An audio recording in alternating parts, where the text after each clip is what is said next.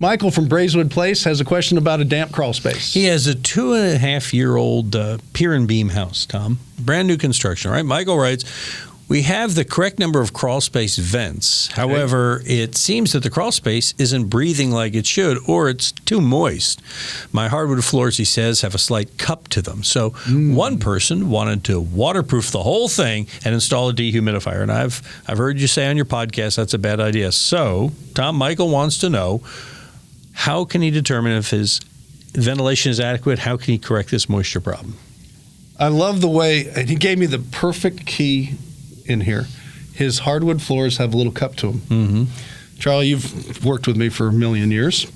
You know when you put since the time of dinosaurs. Yes, when you put a polyurethane on a wood floor in Houston, whether it's on a slab, whether it's on a crawl space, no matter what you do, during certain times of the year, it's going to have a cup to it because it doesn't breathe evenly. That's why engineered floors are so much better. They're finished on the bottom as well as the top, so they don't get that cup.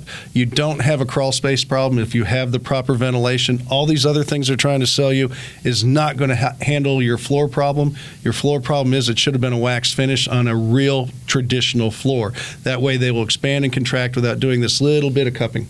And because the top can't expand and contract because the urethane holds it together. Such a common problem. Something I've talked about for over 30 or almost 30 years now on the air. Don't use a polyurethane on a traditional wood floor in the Houston area. You're going to get cupping. A lot of people don't care. Some do, but that's what's happening. So it's not a matter of the moisture under the house at all. If you listen to his question, it was worded very well. Mm-hmm. I have all the proper ventilation I'm supposed to have. Right.